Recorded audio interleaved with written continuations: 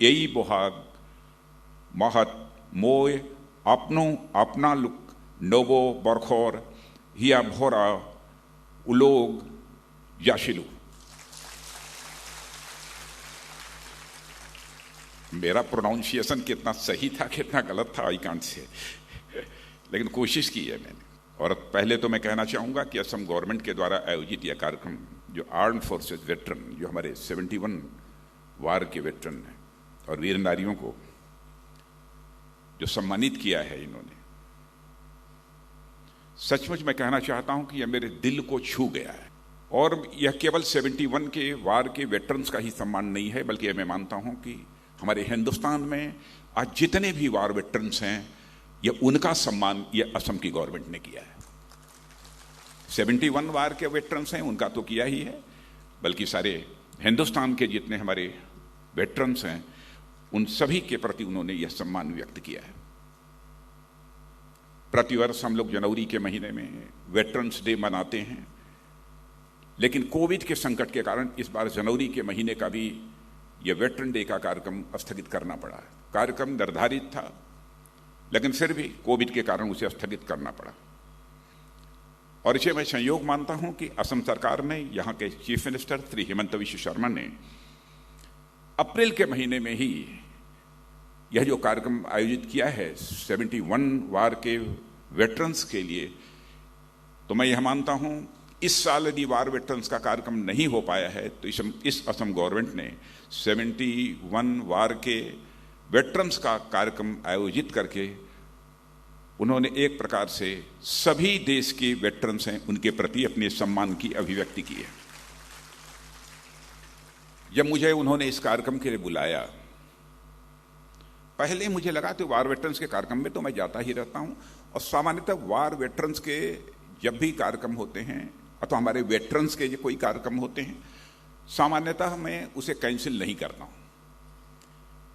Profession से तो मैं टीचर रहा हूं, लेकिन बचपन से ही, क्योंकि जिस समय मैं पढ़ रहा था एक बार 60 सर्विस कमीशन की परीक्षा में बैठने का मुझे भी अवसर प्राप्त हुआ, क्योंकि सेना में जाकर सेवा करने का भाव मेरे अंदर था। लेकिन उसी समय हमारे पिता की मृत्यु होने के कारण चाहे हमारी वो मुराद पूरी नहीं हो पाई थी। इसलिए सेना के प्रति और सैनिकों के प्रति स्वाभाविक रूप से मेरे मन के अंदर एक भाव रहता है, सम्मान का भाव रहता है। और केवल मेरे मन के अंदर रहता हो ऐसा नहीं है, मैं मानता हूं कि हर भारतवासी के मन में रहता है। और मुझे याद आती है एक बात, हमारे हिंदी के एक माने जाने कवि पोएट माखनलाल जी चतुर्वेदी, उन्होंने एक कविता लिखी है। उस कविता में यह कल्पना की गई है, इमेजिनेशन है, एक फ्लावर, एक पुष्प, फूल, जिस गार्डन का वह फूल है अपने गार्डन के गार्डनर से कहता है, माली से कहता है, वो फूल कहता है कि मुझे तोड़ लेना बनमाली, गार्डनर को बनमाली कहते हैं, मुझे तोड़ लेना बनमाली, देना उस पथ पर फेंक, मातृभूमि को शीश चढ़ाने जिस पथ से जाएं वीर अनेक। आप ये कल्पना कर सकते हैं कि सैनिकों के प्रति हमारे देशवासियों के मन में कैसा भाव रहता है। अब माखनलाल जी चतुर्वेदी जी ने पता नहीं कब की कविता वो लिखी है, अब उनके अंदर भी उस समय वार हुआ नहीं हुआ, कितनी बार हिस्ट्री को वह जानते थे, प्रश्न इसका नहीं है। सेना का जवान है, जरूरत पड़ने पर यह मातृभूमि के लिए अपना शीश समर्पित करने के लिए आगे जाएगा, यह देशवासियों को पक्का विश्वास है। और मित्रों, मैं यह कहना चाहता हूं, पिछले लगभग 3 वर्षों से रक्षा मंत्री के रूप में मैं अपनी जिम्मेदारी का निर्वाह कर रहा हूं, और प्रत्यक्ष इस बात जो इंडो चाइना स्टैंड ऑफ रहा है, इंडो चाइना की जो कॉन्फ्लिक्ट रही है, उसमें अपने सेना के जवानों की शौर्य और पराक्रम को मैंने देखा है। और मेरा यह भरोसा पक्का हुआ है, कि दुनिया की कितनी भी बड़ी क्यों न ताकत हो, हमारी भारत माता का मस्तक दुनिया की कोई ताकत झुका नहीं सकती।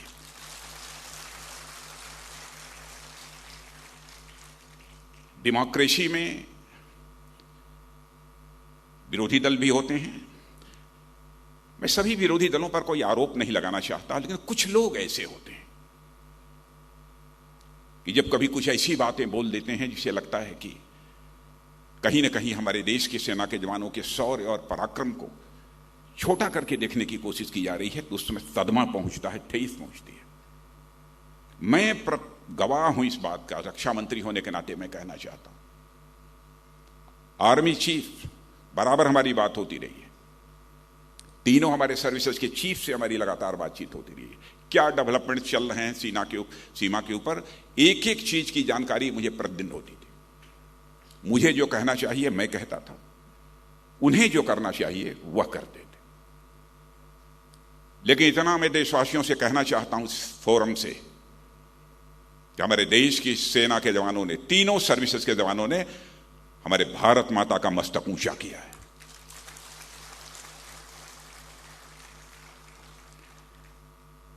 भारतीय सेना में अपनी जवानी खपाने के बाद जब कोई वेटरन बनता है और सक्रिय सेवाएं जब उसकी समाप्त हो जाती हैं, तब भी मैं मानता हूं कि उसके अंदर का सैनिक जीवित रहता है।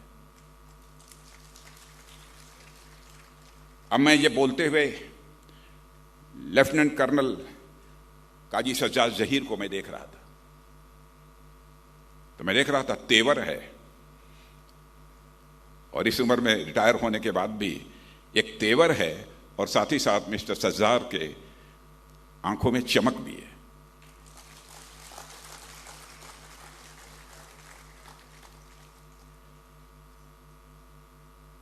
और आज तो हमारे सेना में लगभग मोर देन 15 लाख, 15 लाख से अधिक ये जवान हैं, और वेटरन्स की संख्या तो इससे बहुत अधिक है। अच्छा, मुझे जानकारी नहीं थी कि हमारे नॉर्थ ईस्ट में इतने ज़्यादा वेटरन्स हैं। मुझे बताया गया कि अप्रॉक्सीमेटली 40,000, 38 to 40,000 ये हमारे वेटरन्स नॉर्थ ईस्ट में हैं। यानी बड़ी संख्या में नॉर्थ ईस्ट से लोग सेना में देश सेवा के लिए अपना जीवन समर्पित करने के लिए जाते हैं, भाग लेते हैं। बहुत बड़ी बात है, और मेरा पूरा विश्वास है कि यदि सक्रिय सैनिक भारत की ताकत हैं, तो वहीं पर हमारे जो वेटरन्स बैठे हैं, हमारी जो वीर नारियां हैं, आप हमारी इस इंस्पिरेशन है, आप हमारी प्रेरणा है।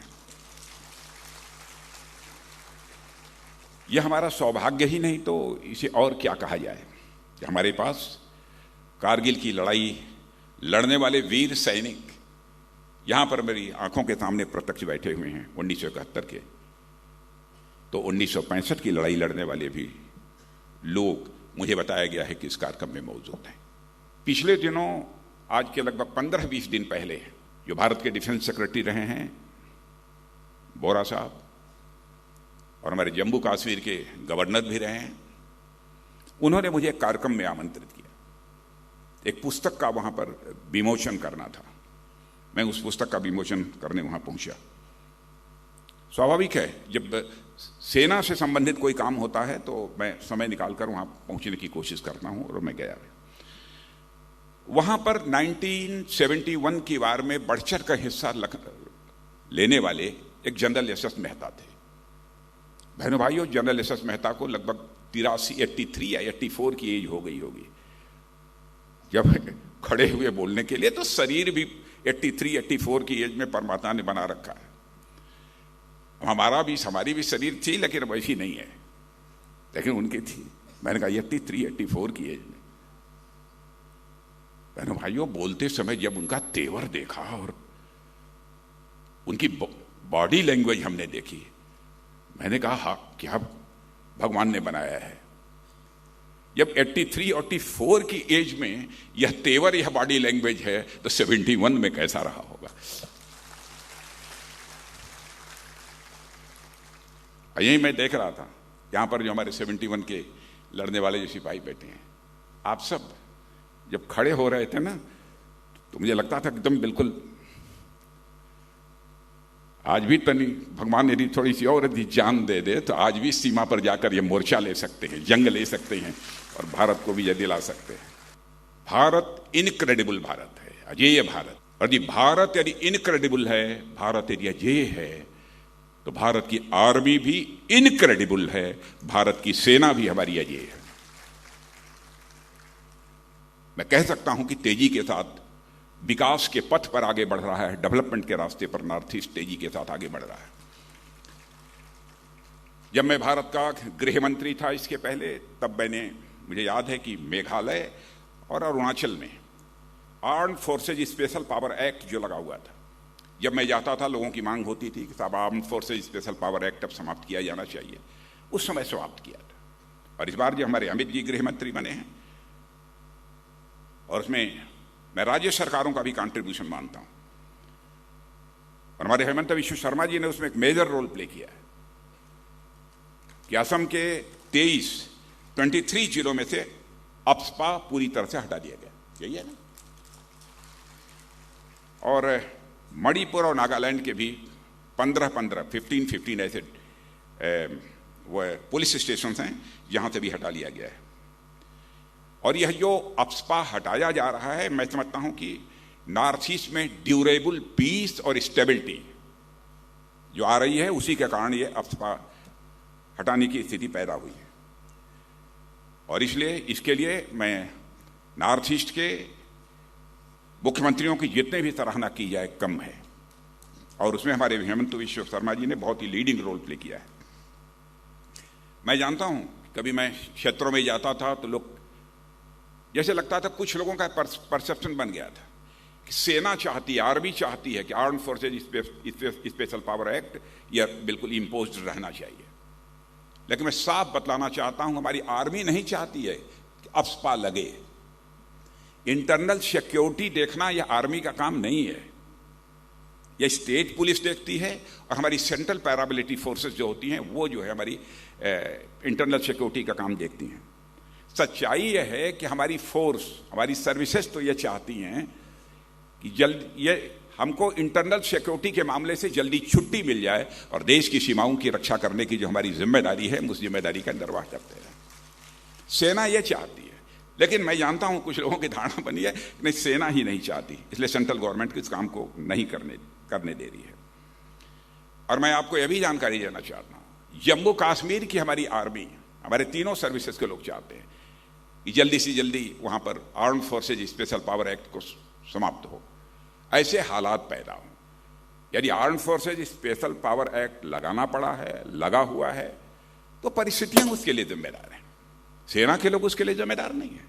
देशवासियों को इस हकीकत को हमको समझना चाहिए। और मित्रों, आज मैं कह सकता हूं कि हम अपने प्रधानमंत्री मोदी जी के नेतृत्व में, चाहे एक्सटर्नल सिक्योरिटी का फ्रंट हो अथवा इंटरनल सिक्योरिटी का फ्रंट हो, दोनों दृष्टियों से हम सबको एक शानदार कामयाबी मिल रही है। हमारी सरकार की सोच साफ है।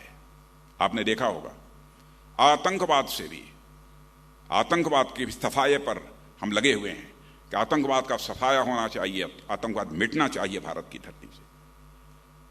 और यह भी मैसेज देने में हमने कामयाबी हासिल की है। हम यहां पर तो आतंकवाद मिटाएंगे ही, यदि बाहर से उसे अंजाम दिया जाएगा तो उस धरती पर भी जाकर, सीमा के पार भी जाकर आतंकवाद के खिलाफ कार्रवाई करने में हम संकोच नहीं करेंगे। यह हमारा फॉर्म डिसीजन, फॉर्म एक्शन हमारी गवर्नमेंट का है। मैं यहां पर अपने बॉर्डर रोड ऑर्गेनाइजेशन की भी प्रशंसा करना चाहता हूं। सीमा के ऊपर इंफ्रास्ट्रक्चर डेवलपमेंट जिस तरीके से बॉर्डर रोड ऑर्गेनाइजेशन कर रहा है, उसकी सराहना की जानी चाहिए। अरुणाचल से लेकर लद्दाख तक सीमा पर इंफ्रास्ट्रक्चर पहले के कंपैरिजन में मजबूत हुआ है, लेकिन बहुत कुछ करने की जरूरत है। हमको अरुणाचल की सीमा पर भी करने की जरूरत है, और यकीन रखिएगा सारी प्लानिंग है, हम उसे मजबूत बनाएंगे, मजबूत बनाएंगे।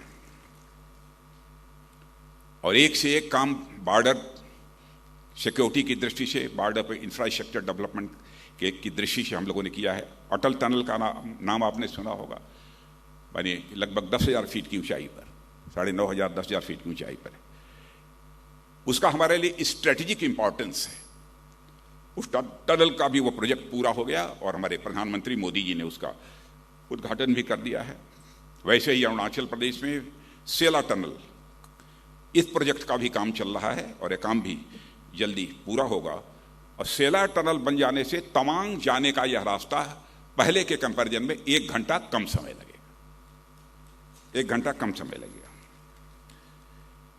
और इसकी चर्चा मैं इसलिए कर रहा हूं कि सीमाओं पर इंफ्रास्ट्रक्चर डेवलप इसलिए किया जाना चाहिए कि हमारी डिफेंस प्रिपेयर्डनेस के लिए, हमारी रक्षा तैयारियों के लिए आवश्यक है, इसलिए मैंने इसकी चर्चा की है।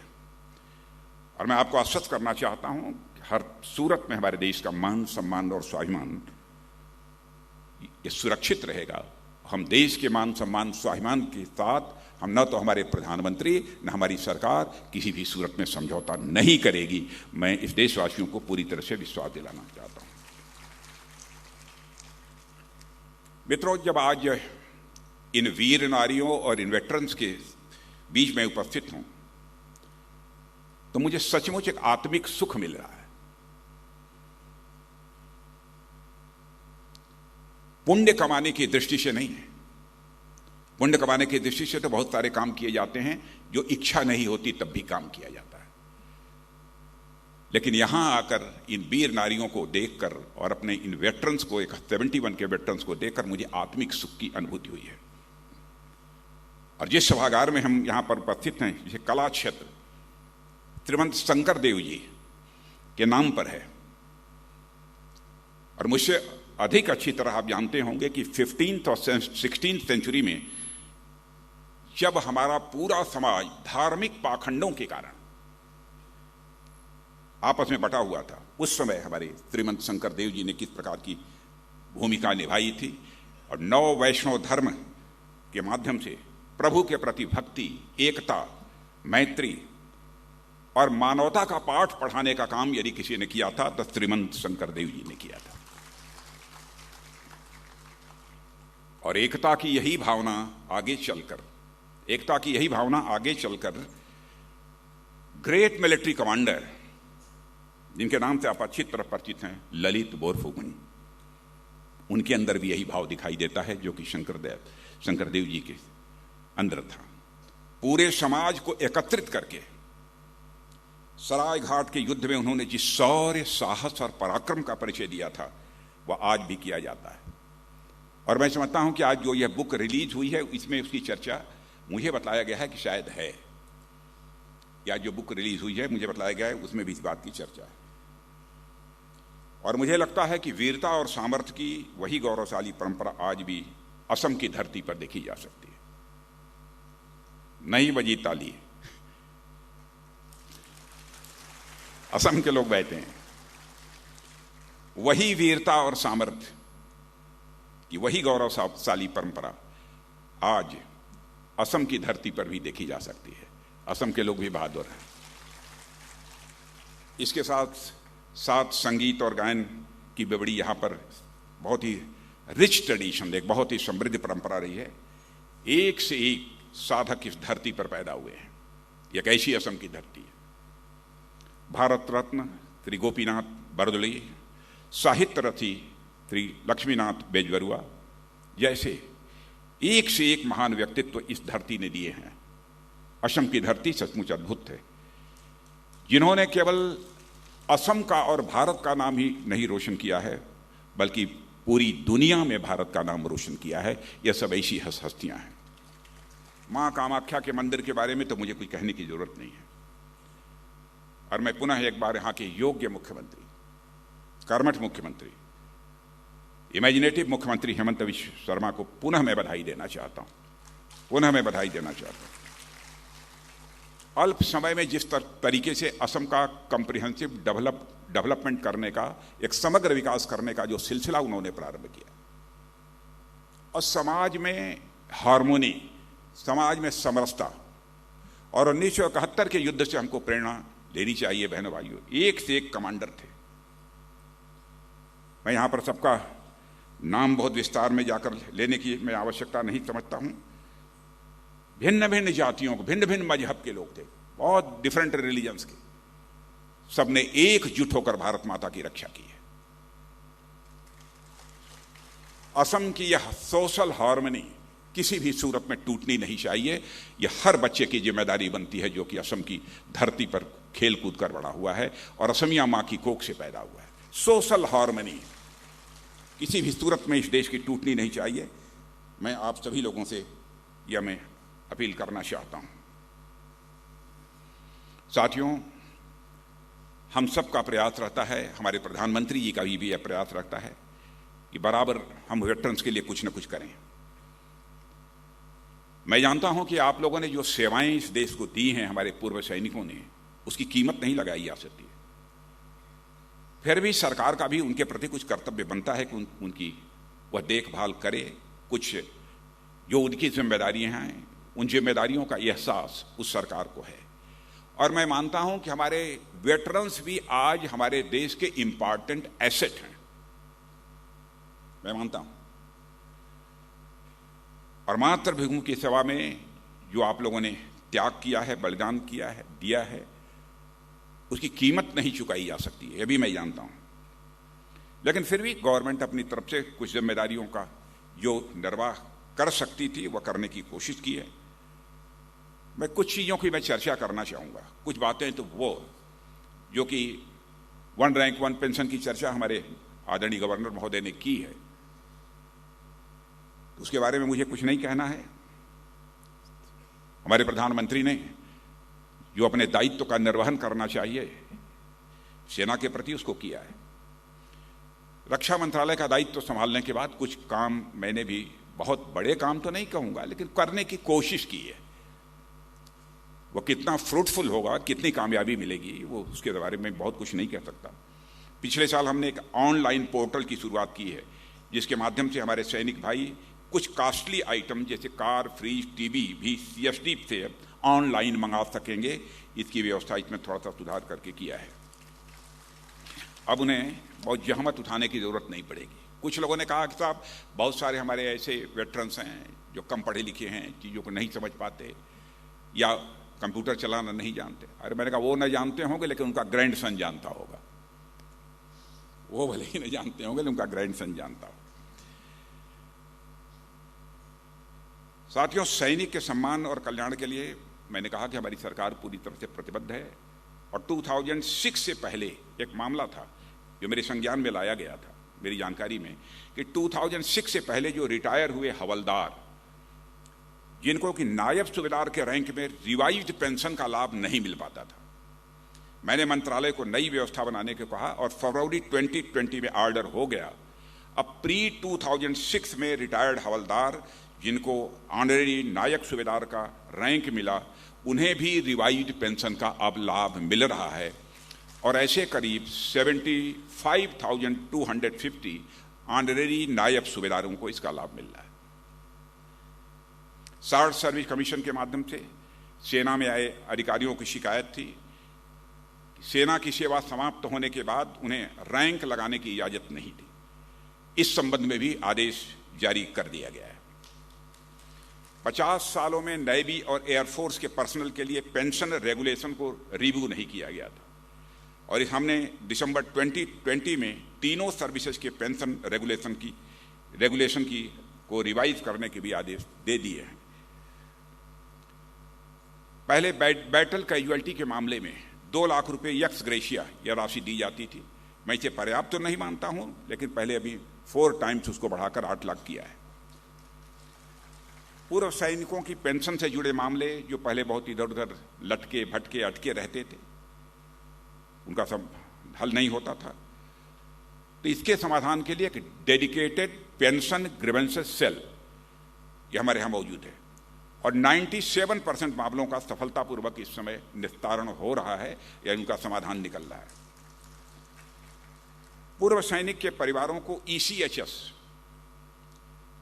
माने ex service man contributory health scheme की सुविधा बड़े पैमाने पर बढ़ाई गई है और अब यह सुविधा वर्ल्ड वार सेकंड के वेटरन्स, इमरजेंसी कमीशन ऑफिसर्स के साथ साथ शार्ट सर्विस कमीशन के अधिकारियों को भी अब दी जा रही है। कई रिफॉर्म्स भी हम लोगों ने किए हैं डिफेंस के क्षेत्र में। ऑर्डिनेंस फैक्ट्री बोर्ड की लगभग 41-42 फैक्ट्रियां थी, सबको मिला जुलाकर 7 हम लोगों ने डिफेंस पब्लिक सेक्टर अंडरटेकिंग्स बना दी हैं। एक रिफॉर्म यह हुआ है। एक काम और तय किया है, पहले जो हथियार, प्लेटफॉर्म, टैंक, बहुत सारी चीजें हम जो बाहर से मंगाते थे, हम लोगों ने तय किया है कि अब हमें भारत को सेल्फ रिलायंट बनाना है, भारत को हमको आत्मनिर्भर बनाना है।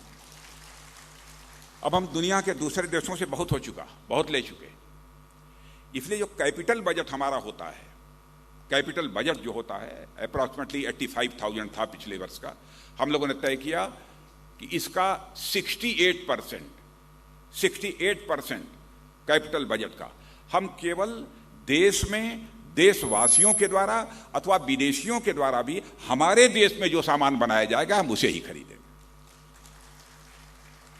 यह हम लोगों ने कहा। और यह भी तय कर दिया है प्राइवेट इंडस्ट्रीज को भी हम बढ़ावा देना चाहते हैं। यह नहीं कि सरकारी जो हमारी पब्लिक सेक्टर अंडरटेकिंग्स हैं उन्हीं को हम प्रमोट करना चाहते हैं। हमने तय कर दिया है कि जो हमारा 68% इंडिजनाइजेशन के लिए इंडिजनाइज्ड आइटम्स खरीदने पर हमने रखा है, इसका 25% केवल प्राइवेट इंडस्ट्री से बना हुआ सामान खरीदा जाएगा, क्योंकि मैं जानता हूं कि प्राइवेट क्षेत्रों में भी बहुत सारे इस देश के स्किल्ड, सेमी स्किल्ड, अनस्किल्ड नौजवानों को रोजगार मिला हुआ है। और आपको जानकर खुशी होगी कि यह सब निर्णय लेने का हम लोगों का परिणाम क्या हुआ है कि डिफेंस एक्सपोर्ट्स में अब हम एक्सपोर्ट भी करने लगे हैं। पहले इंपोर्ट करने में नंबर 1 थे, आज हम डिफेंस एक्सपोर्ट में दुनिया के 25 देशों की कतार में आकर खड़े हो गए। और डिफेंस एक्सपोर्ट में अप्रॉक्सीमेटली 334% की वृद्धि हुई है। और हमारा लक्ष्य है 24-25 में हम 35,000 करोड़ का एक्सपोर्ट हम दुनिया के दूसरे देशों को करें। और मैं कह सकता हूं कि डिफेंस मैन्युफैक्चरिंग में आने वाले डिकेड में हमारा यह देश, यह डिकेड, यह जो दशक होगा, एक रोरिंग 20s के नाम से जाना जाएगा, ऐसा मेरा विश्वास है। बहन भाइयों, इस अवसर पर मैं समझता हूं कुछ ज्यादा कहने की जरूरत नहीं है। मैं याद दिलाना चाहता हूं, नाम लेना चाहूंगा जनरल मानेकशॉ का। क्या हार्मनी थी, क्या आज हार्मनी आज भी है हमारी सेना, उससे हम लोगों को सीखना चाहिए। पूरी जंग की कमान संभालने वाले जनरल मानेकशॉ थे, वह पारसी थे। चर्चा नहीं करनी चाहिए लेकिन फिर भी मैं करता हूं, देशवासियों के लिए आवश्यक है। उसमें एयरफोर्स के चीफ पीसी लाल हिंदू थे। नॉर्दर्न सेक्टर में उस समय तैनात मार्शल लतीफ मुस्लिम थे। और इसी इलाके के ईस्टर्न कमांड में तैनात लेफ्टिनेंट जनरल जगदीश अरोड़ा एक सिख थे। हमें ध्यान नहीं आता क्योंकि सैनिक वर्दी पहनने के बाद सिर्फ एक ही पहचान रखते हैं, सैनिक की पहचान रखते हैं। और साथियों, मैं आपसे भी और देशवासियों से भी मैं अपील करना चाहता हूं कि हम देशवासियों को भी अपने सैनिकों की तरह ही इसी निष्ठा और इसी कर्तव्य भाव का अनुकरण करने की जरूरत है, उसी को हमको फॉलो करने की जरूरत है। हम सबको अपने देश के एक ईमानदार सैनिक के रूप में भी अपनी भूमिका का निर्वाह करने की आवश्यकता है। आज हमारे देश की सीमा को सुरक्षित रखने की जिम्मेदारी हमारे देश के सैनिक निभा रहे हैं, लेकिन इस देश की एकता, अखंडता और भाईचारा यानी ब्रदरहुड को बनाए रखने की जिम्मेदारी यदि किसी के ऊपर है तो हमारे और आपके ऊपर है। सीमाओं की रक्षा तो वह कर रहे हैं, लेकिन ब्रदरहुड, एकता, अखंडता और भाईचारे को बनाकर रखने की जिम्मेदारी यदि किसी की है, हमारी और आपकी है।